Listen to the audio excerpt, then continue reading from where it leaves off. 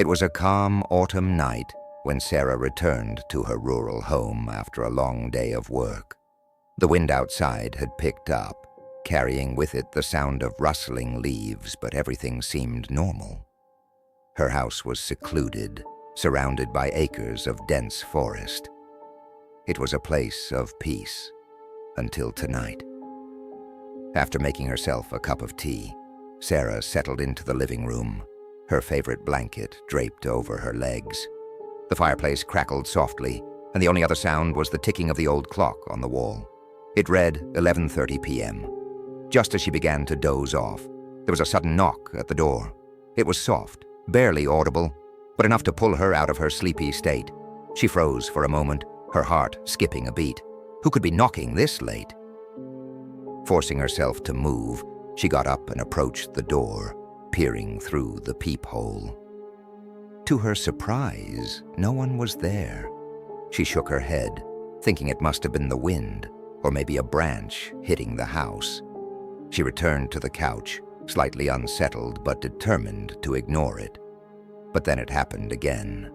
This time, the knock was louder, more deliberate. It echoed through the quiet house. Sarah's breath caught in her throat as she cautiously approached the door once more.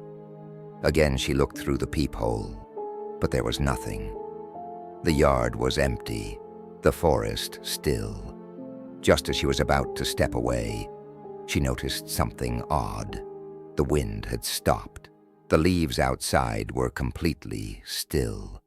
The air was unnaturally quiet, and for the first time, she felt a creeping sense of dread. Her phone buzzed on the table, causing her to jump. She rushed over to check the message, hoping for a distraction. The screen displayed a single text from an unknown number. "They're watching you." Sarah's hands trembled. She frantically looked around the room, her eyes scanning every shadow. Who was watching her, and how did they know?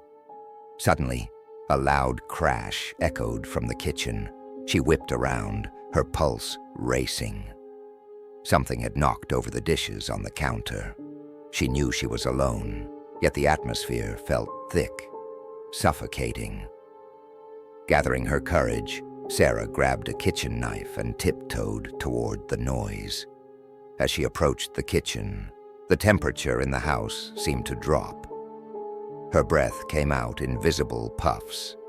Her hand tightened on the knife as she rounded the corner, but the kitchen was empty.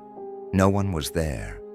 Then out of the corner of her eye she saw it, a dark figure standing just beyond the window, motionless, watching. It was barely visible, blending into the shadows, but it was there. Her heart pounded as she backed away from the window, trying to make sense of what she had seen. But it wasn't just one figure. As she glanced around the room, more shadowy figures appeared at every window, silent, faceless, and still.